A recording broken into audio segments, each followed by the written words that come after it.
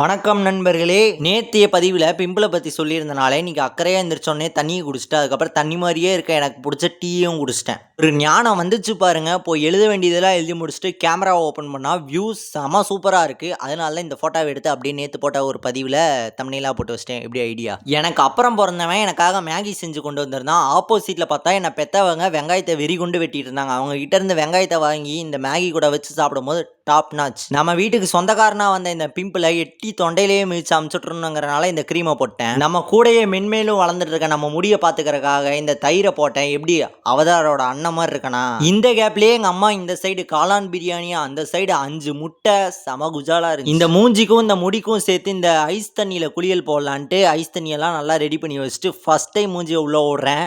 ஒரு கிஜு கிஜு கிஜுன்னு ஆயிடுச்சு. அடுத்தது மூச்செல்லாம் இழுத்து பிடிச்சிட்டு இந்த மூஞ்சியை தண்ணிக்குள்ளே விட்டு எடுக்கிறேன். இந்த எலிவாள் தொங்குற மாதிரி முன்னாடி 4 முடி. அப்புறம் என்ன நீட்டாக குளிச்சுட்டு முடிச்சுட்டு நம்ம ரூமை பார்த்தா சரியான அசிங்கம். அதுக்கு முன்னாடி நம்ம ட்ரெஸ்ஸை பார்த்துருங்க எப்படி அழகாக இருக்குதான்னு கருத்தாப்பட்டியில் போட்டுருங்க. அந்த ஐஸ் வாட்டரோட வைப்லேயே சும்மா நீட்டாக சூப்பராக ரெடி பண்ணி வச்சுட்டு இந்த டேபிளாக அடுத்தது பெட்டு சைடு போனால் அங்கேயும் கொஞ்சம் அசிங்கமாக இருந்துச்சு. அதெல்லாம் நீட்டாக பக்காவாக சூப்பராக முடிச்சு நம்ம கிட்ட இருக்க 2 செகண்டரி ஃபோனோட கேமராவை குளிக்க வச்சுட்டு அடுத்தது நம்ம கிட்ட இருக்க இன்ஸ்ட்ருமெண்ட் எல்லாத்தையும் நீட் பண்ணி வச்சுட்டு ரூமை பார்த்தா பக்காவாக இருக்குது. அந்த வைப்லேயே ஒரு வாக்கிங்கை போட்டு வீட்டுக்கு வந்து பார்த்தா இந்த பிரியாணி சூப்பராக செஞ்சுருந்தாங்க. அதை நல்லா வயிறு முட்டை சாப்பிட்டேன். சாயந்தரம் சுமாராக போயிட்டு இருக்க நேரத்தில் திடீர்னு எங்கள் அம்மா முடி வெட்டணும்னு தோணுதுன்னு சொன்னனால முடி வெட்டுற கடைக்கு கூப்பிட்டு போயிட்டேன். நான் வெட்டின கடைக்கே கூப்பிட்டு போயிட்டேன். எங்கள் அம்மா முடி நல்லா இருக்குன்னு சொன்ன நேரமாக என்ன தெரில, மழை கொட்டி ஏத்துருச்சு. வீட்டுக்கு வந்தால் என் தம்பி வந்து அழகாக முட்டை பரோட்டா செஞ்சுருந்தான். அதை வந்துட்டு ஒரே தட்டில் போட்டு நாங்கள் 2 பேரும் மாற்றி மாற்றி ஒரே தட்டிலேயே சாப்பிடுவோம். இது எப்பயாவது ஒரு டைம் தான் நடக்கும். அடுத்த நாளே சண்டை போட்டுக்குவோம். அது வேற கதை. இவங்க சிரிச்சு சிரிச்சு பேசும்போது தெரில விலைக்கிழவை என்னதான் விடுவாங்கன்ட்டு எப்படியோ முடிச்சாச்சு. அடுத்த ஒரு விழாவில் பார்க்கலாம். டாடா போய்